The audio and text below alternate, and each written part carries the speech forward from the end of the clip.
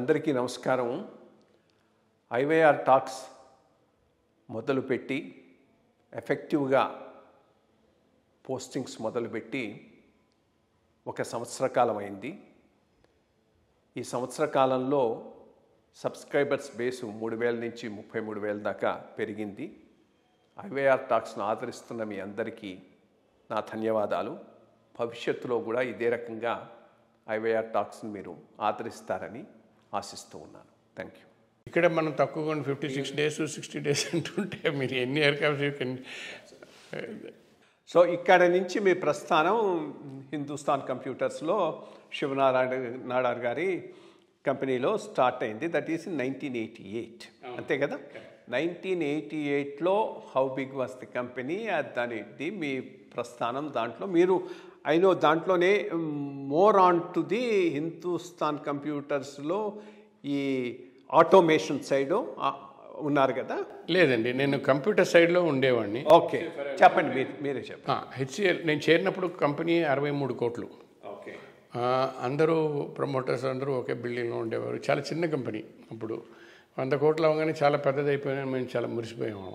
అప్పుడు ఆ టైంలో నేను ఈయన దగ్గర చేరాను. అన్ని టార్గెట్లు, వీక్లీ రివ్యూలు అన్నీ నాడార్ గారు, సజయ్ చౌదరి గారు చేసేవారు.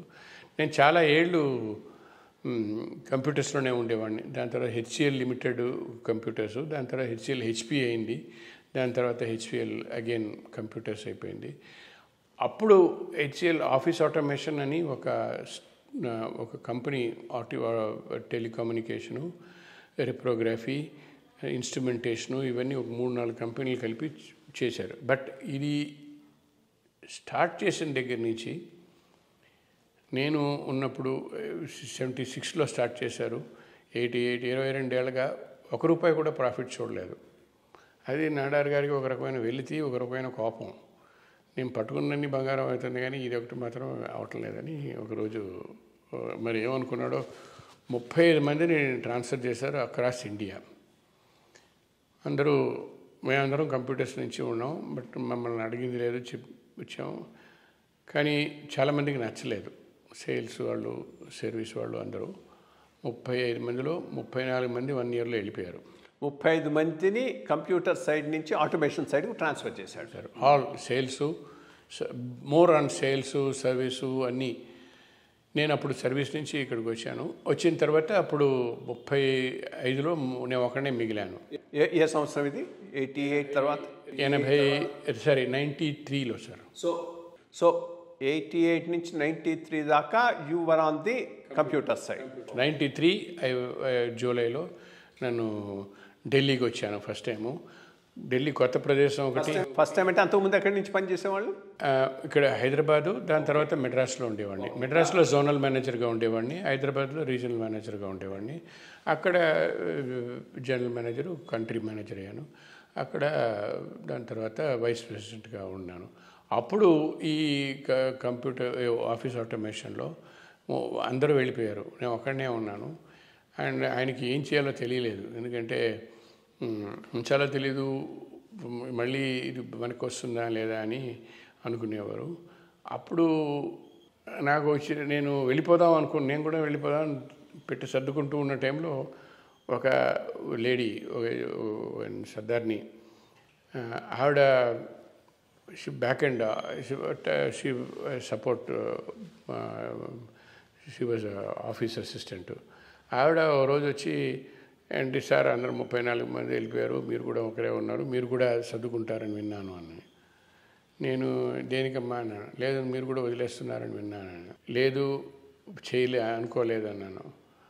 లేదు, మీరు వెళ్ళిపోగలరు కూడా, మీకు ఎందుకంటే చదువులు ఉన్నాయి, క్వాలిఫికేషన్లు ఉన్నాయి, ఎక్స్పీరియన్స్ ఉన్నాయి, మీకు దొరుకుతుంది, హెచ్సిఎల్ బ్రాండ్ నేమ్ ఉంది. కానీ మాలాంటి వాళ్ళని కూడా దృష్టిలో పెట్టుకోండి, మాకు ఈ జీతం చాలా ఇంపార్టెంటు, ఈ ఉద్యోగం చాలా ఇంపార్టెంటు. నాకు మా హస్బెండ్ ఒంట్లో బాగాలేదు, పిల్లలు, చిన్న పిల్లలు, మా అత్తగారు మామగారు కూడా నాతో ఉన్నారు, వాళ్ళందరూ నేను ఈ జీతంతోనే పోషిస్తున్నాను.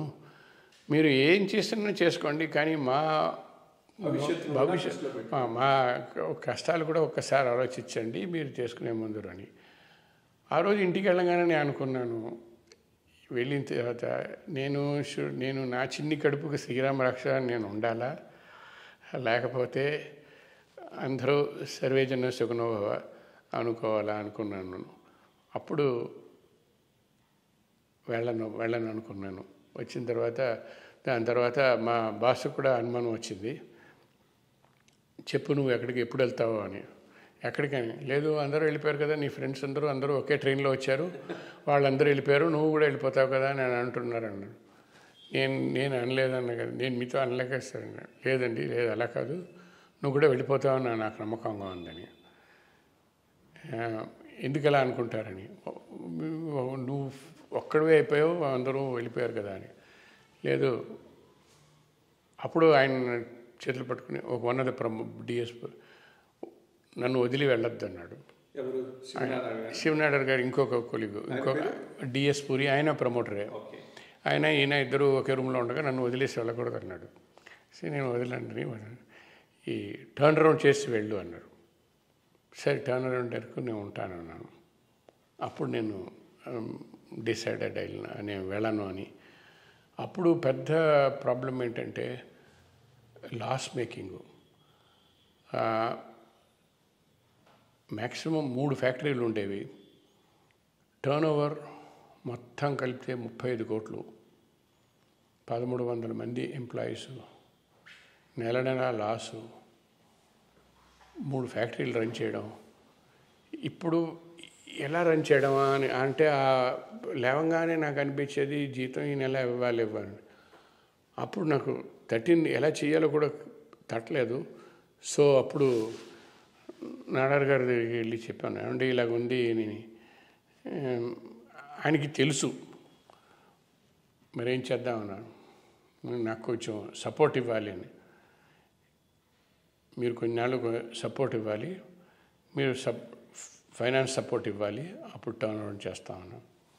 సరే అన్నాడు. నెల ఆయన నాకు చెక్ ఇచ్చేవాడు, నా పేర్లో కాదు, కంపెనీ శాలరీస్ వాటికని. నేను వెంటనే అన్ని అర్జెంటు ఇమీడియట్ ఎక్స్పెన్సెస్, జీతాలు వాళ్ళందరికీ. ఒకటి మాత్రం చాలా గర్వంగా చెప్పచ్చును, ఎవరికి జీతం మాత్రం ఆఖరి రోజు 31st అంటే 30th కానీ జీతం వెళ్ళేది. ఎలాంటి నేనేం కష్టపడినాను వాళ్ళ జీతం మాత్రం వాళ్ళకి వెళ్ళేవి. ఈయన దగ్గర అప్పు తీసుకునేవాడిని. ఆయన ఇవన్నీ నువ్వు మార్చిలో 3 నెలలు నువ్వు తీసుకుంటున్నావు, తీసుకో, అయినా పీక్ సేల్స్ ఉంటాయి, నీకు ఎక్స్పెన్సెస్ కూడా ఉంటాయి, ఈ టైంలోనే నువ్వు రికవర్ అవ్వగలవు, చెయ్యి, కానీ ఏప్రిల్లో నాకు ఇవ్వాలి అంటే నేను ఇంట్రెస్ట్ ఛార్జ్ చేయను, కానీ ఒరిజినల్ ఇవ్వాలి అని. అంటే నేను అనుకోవడం, ఆయన ఒక రకమైన కండిషన్ పెట్టి నన్ను టార్గెట్. అంటే ఆయన I mean Hindustan Computers was supporting automation, or he personally was supporting? Personally he was supporting it. ఎందుకంటే they are both are listed companies, both are directors వేరే, and accounts are audited by external auditors. అవన్నీ ఏది చేయలేము. అలాంటి టైంలో అప్పుడు సరే అండి అన్నాను. మేము 3 నెలలు అవగానే 31st మార్చ్ అవగానే మా వాళ్ళందరినీ అకౌంట్స్, మేము 105 ఆఫీసులు ఉండేవి ఇండియాలో, దాన్ని మెల్లిగా ఎవరిని పంపించలేదు. అది మాత్రం చాలా ఇప్పుడు కూడా గర్వంగా చెప్పగలం. ఇప్పుడు ఈ రోజుల్లో లే ఆఫ్ ఇవ్వడం అది ఎవరైనా చేయొచ్చును. అది 5 నిమిషాల పని, దానికి పెద్ద హోంవర్క్ చేయక్కర్లేదు. ఎలా తీసుకురావాలన్నది కష్టం అని నాకు అనిపించింది. ఇది అప్పుడు వెంటనే వీళ్ళని తీసుకొచ్చి ఒకటి అందరం ఏం చేసినాను వీళ్ళందరికీ చెప్పి చేయాలి, ట్రాన్స్పరెన్సీ ఉండాలి, నమ్మకం ఉండాలి. నేను మాట మీద నిలబడుతున్నానని వాళ్ళకి నమ్మకం ఉండాలి, వాళ్ళు చెప్పిన మాట మీద వాళ్ళు నిలబడతారని నాకు ఉండాలి అని నమ్మకం. మేము ఈ ప్రతి చోట ప్రతి రీజన్లోనూ నేను వాళ్ళందరినీ పిలిచి ఇది సంగతి ఇలా ఉంది, కానీ ఎవరిని పంపించాము, కానీ ఒకటి మాత్రం చేస్తున్నాం, అందరం సహజీతం తీసుకుంటాం, నేను కూడా నువ్వు కూడా. ఇన్సెంటివ్ వస్తే ఇప్పుడు 100 యూనిట్స్ చేయాలి సేల్స్, 110 యూనిట్స్ చేసావా, that will be not touched అంటేనే ఇస్తాం. అలా ఈ 110 యూనిట్స్కి నేను I use to bargain with our అప్పుడు తోషిబా, హిటాచి ఇలాంటివన్నీ ఆఫీస్ ఆటోమేషన్లో ఉండేవి. వాళ్ళ దగ్గరికి వెళ్ళి నేను నెగోషియేట్ చేసేవాడిని. నాకు 6 నెలలు ఫ్రీ క్రెడిట్ ఇవ్వంటే వాళ్ళు బ్యాంక్ గ్యారంటీలు అడిగేవారు. బ్యాంక్ గ్యారంటీ ఇచ్చే ప్రసక్తే లేదు, ఎందుకంటే బ్యాంక్ లిమిట్సే లేవు. నేను చేయాలంటే నేను to invest 100% on bank guarantee money. అది వర్కింగ్ క్యాపిటల్ ఇవ్వగలనా, మీ గ్యారంటీలు ఇవ్వగలనా నాకు చూడాలి. నేను ఇవ్వలేను, కావాలంటే కార్పొరేట్ గ్యారంటీ ఇస్తాను. సో ఈయన వెళ్ళి అడిగాను, మీరు కార్పొరేట్ గ్యారంటీ ఇవ్వగలరా అని. ఇస్తా ఉన్నాడు. నా పేరులో కాదు, కంపెనీ పేరులో అని. వాళ్ళందరి దగ్గర సిగ్నేచర్ తీసుకుని ఇచ్చాం. 6 నెలల క్రెడిట్ అక్కడ తీసుకుని ఇక్కడ అందరి దగ్గర సహజీతాలు చేసి ప్రతి చోట ఎక్కడెక్కడ ఫ్లైట్లో ఎవరైనా వెళ్ళగలిగితే దాన్ని ట్రైన్లో మార్పిచ్చేసి, ఎక్కడైనా హోటల్స్లో ఉండేటట్లు ఉంటే వాళ్ళని గెస్ట్ హౌస్ల్లో పెట్టి ఇలా cost cutting it's a basically rain drop program. కొంచెంగా ఒక్కొక్కళ్ళు ఎవ్రీ పర్సన్ ఎక్స్ట్రా మిషన్ అమ్మండి ఆర్ ఎక్స్ట్రా సర్వీస్ పట్టుకురండి అని అందరినీ పట్టుకుని చేసాం. ఏవి బేసిక్గా మీరు ఏ మిషన్స్ ఉండేవి ఆటోమేషన్లో? ఎవరు మీ మేజర్ క్లయింట్స్? ఫోటో కాపియర్స్ ఉండేవండి ఫ్రమ్ తోషిబా. దాని తర్వాత ప్రొజెక్టర్స్ ఉండేవి, ఈ ఇన్ఫోకస్, హిటాచి ఇవన్నీ. దాని తర్వాత పెద్ద డిస్ప్లే ఇవన్నీ ఉండేవి, అవి కూడా హిటాచి. తర్వాత తోషిబా ఉండేది. అవి కాకుండా మల్టీ సైజ్ A0 ప్రింటర్సు, అవన్నీ మినోల్టా ఇవన్నీ ఉండేవి. అన్నీ 300 జపనీసు, కొన్ని తర్వాత EPABX ఫ్రమ్ ఎరిక్సన్, తర్వాత సీమెన్స్ ఉన్నవి. ఇలాంటివన్నీ అప్పుడు మనం మ్యానుఫ్యాక్చరింగ్ చేయలేము. ఈ వాల్యూమ్కి మనం తట్టుకోలేము. ఫ్యాక్టరీలు ఉన్నాయి, ఫ్యాక్టరీ ఓవర్ హెడ్సే తట్టుకోలేకపోతున్నాం. అలాంటప్పుడు ఇది చేద్దామని అప్పుడు చేసి సర్వీసెస్ బాగా స్ట్రెంగ్తన్ చేసి టీం ఎవరిని వదలకుండా చూసుకున్నాం. టార్గెట్లు మీట్ అయ్యేవాళ్ళం. మీట్ అయిన తర్వాత 31 మార్చ్ అయిపోగానే అందరు అకౌంట్స్ ఆఫీసర్స్ అప్పుడు ఈ ఎలక్ట్రానిక్ ట్రాన్స్ఫర్లు ఉండేవి కావు. సో వీళ్ళందరూ అక్కడ పాస్బుక్లు అప్డేట్ చేసుకుని దాని తర్వాత స్కాన్ చేసి ఇది ఫ్యాక్స్లో పంపించేవారు. ఇలాగా దాని తర్వాత స్కాన్ చేసి దాన్ని మళ్ళీ ఫ్యాక్స్లో పంపించేవారు పాస్బుక్ని. అలాగా ఈయనకి April 10th అని చెప్పేవాళ్ళం. April 3rd 4th కంతా అన్ని డబ్బు చేయలేదు. ఆయన ఒకసారి అవ్వగానే దెన్ ఆయనకి కాన్ఫిడెన్స్ వచ్చింది, ప్రతిసారి ఇవ్వడం మొదలెట్టాడు. 1 year తర్వాత మేము నోకియా వచ్చింది. ఆ నోకియా రావడంతో అప్పుడు మేము చాలా దీన పరిస్థితుల్లో ఉండేవాళ్ళం. మేము ఒకళ్ళమే ఉండేవాళ్ళం. మాకు స్టాక్ ఆప్షన్స్ కూడా HCL, HP అది మాకు అప్లికబుల్ కాదు, ఎందుకంటే మేము ఇంకో కంపెనీ అయిపోయాం. నేను అక్కడి నుంచి ఇక్కడికి రావడంతో అది పోయి నాకు. బట్ జీతం కూడా అన్నీ సహం జీతం తీసుకున్నాం. బట్ 1 yearలో we are able to restore salaries. దాని తర్వాత ఈ స్కీమ్స్ పెట్టేవాళ్ళం, సేల్స్ స్కీమ్స్, ఇన్సెంటివ్ స్కీమ్స్. వీళ్ళతో వీళ్ళ తోషిబా వీళ్ళతో వాళ్ళకేంటంటే 100 units చేస్తే I will give you 12% discount అనేవాడు. సో మేము 115 చేస్తే ఏం చేస్తావు అన్నాడు. 120 చేస్తే ఎంత అనేవాడు. మేము use to ask very high. దాని తర్వాత వాళ్ళ దగ్గర 6 నెలలు క్రెడిట్ ఉండేది. అక్కడి నుంచి రాగానే మేము గోయింగ్ త్రూ డిస్ట్రిబ్యూటర్ మోడల్. వాళ్ళ దగ్గర చేసి సర్వీసెస్ చేసి మొత్తానికి ఈ హిట్. తోషిబా అప్పుడు నోకియా వచ్చిందండి. Nokia was a real pull for us. అప్పుడు నోకియా తీసుకోవడానికి ఎంటైర్ కంపెనీలో HCLలో ఎవరూ ఇష్టపడలేదు. నేను ఒక్కడే చేతులు ఎత్తాను. ఎందుకు అంటే నాకు టాప్ లైన్ కావాలని. ఎందుకంటే 35 కోట్లు 40 కోట్లతో ఏ బ్యాంకు నన్ను కూర్చోమని కూడా చెప్పరు, సీట్ కూడా ఎవరు. అలాంటి పరిస్థితుల్లో ఉన్నప్పుడు టాప్ లైన్ కావాలని కొంచెం అట్లీస్ట్ కొంచెం రెస్పెక్టబిలిటీ పెరుగుతుందని తీసుకున్నాం.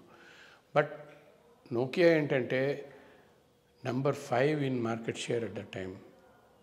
అండ్ అటు మాకు పేజర్స్ ద్వారా వచ్చింది, ఎఫ్ఎం పేజర్స్, నాట్ ఈవెన్ పాక్సేజ్.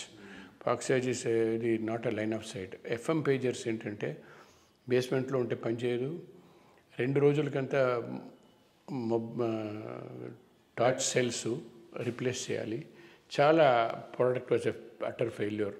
దాని తర్వాత వీళ్ళు మొబైల్కి వచ్చారు. మొబైల్కి వచ్చిన తర్వాత ఆ కండిషన్ ఏంటంటే మనం మ్యానుఫ్యాక్చర్ చేస్తే వాళ్ళు అమ్మగలరు. అప్పుడు కంప్యూటర్ అది మా ఆఫీస్ ఆటోమేషన్ దీనిలో వీళ్ళు మ్యానుఫ్యాక్చర్ చేసి మొబైల్ని అప్పుడు మొదలెట్టాం. అప్పుడు దాని తర్వాత ఈ బేసిక్ ఆపరేటర్స్ 2G అవన్నీ వచ్చిన తర్వాత we're able to catch up. అప్పుడు వి పిక్డ్ అప్. మార్జిన్స్ ఎక్కువ ఉండేది కాదు, 3.5-4% ఉండేది. But distribution game, how quickly we can turn round the cycle, అది చేస్తే ఒక సంవత్సరానికి ఒక 40 టైమ్స్ వీ కెన్ కేర్ఫుల్గా ఉండి tight credit control, tight inventory control, tight ఈ ఆబ్సొల్యూట్స్ 45 మోడల్స్ ఉండేవి అట్ ఎనీ టైం. ఏది అటు ఇటు కాకుండా పోకుండా కంట్రోల్ చేయగలిగితే అప్పుడు we started. First time we touched 100 crores. దాని తర్వాత next year we touched 500 crores. దాని తర్వాత వీ వర్ 1200 crores. ఈ కంప్యూటర్ కంపెనీ వాజ్ 800 crores. అప్పుడు పెద్ద అందరూ మమ్మల్ని చూసి నవ్వేవారు. ఏ సంవత్సరం అది? 94. By about 4-5 years. 5 years you were able to turn around, including made it profitable also. And cash free. We are not having any type of loans. ఎక్కడా లేదు. On top of it, మేము ప్రతి నెల ఎనీ ఎక్సెస్ మనీ ఉంటే అది we surrender it to the company. So that extra ఉంటేనే అన్ని దురుద్దేశాలు వస్తాయి, అన్ని రకాల వెరీ రిస్క్లు చేస్తారు. అలాంటివి లేకుండా క్యాష్ ఈజ్ ద కింగ్ అని మొదలెట్టాం. దాని తర్వాత వీ నెవర్ లుక్డ్ బ్యాక్. దాని తర్వాత they had a different type of problem. మేము సబ్సిడరీగా ఉండేవాళ్ళం, మెయిన్ కంపెనీలో షేర్స్ ఉండేవి. మేము we have to give to the main కంపెనీకి డివిడెండ్ ఇచ్చేవాళ్ళం, వాళ్ళు షేర్ హోల్డర్స్కి డివిడెండ్ ఇచ్చేవారు. సో డివిడెండ్ ట్యాక్స్ 2 సార్లు అయ్యేది. సో అప్పుడు ఏం చేద్దామని అని అనుకుంటే మా డైరెక్టర్ ఫైనాన్స్ అన్నాడు, 2 సార్లు చేసే బదులు ఆయన మెర్జ్ చేసేయండి. So that is how we became. Then I became the president of HCL total గ్రూప్కి, including office automation. There were 7 divisions under the HCL. All 7 I was heading it.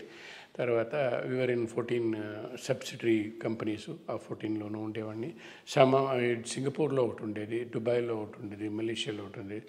దానికి కూడా we are all subsidiaries. అవన్నీ reporting to this company. Then me work charter went beyond automation. Beyond automation. I came only for turning around. Okay. After that I went back to the parent. That was a yearలో 93లో 95లో నేను 93 నుంచి వచ్చానండి. 96లో I took over the control. But and 2000 దాని తర్వాత 98లో I became the head of the entire HCL group, HCL info సిస్టమ్స్కి. దానిలో 7 divisions ఉండేవి. ఆ 7కి manufacturing division అని, తర్వాత ఫ్రంట్ లైన్ డివిజన్ అని, సర్వీసెస్ డివిజన్ అని, తర్వాత డైరెక్ట్ సేల్స్ ఆర్గనైజేషన్ అని, సిస్టమ్ ఇంటిగ్రేషన్ ఆర్గనైజేషన్, అన్నిటికీ నేను హెడ్ అయ్యాను.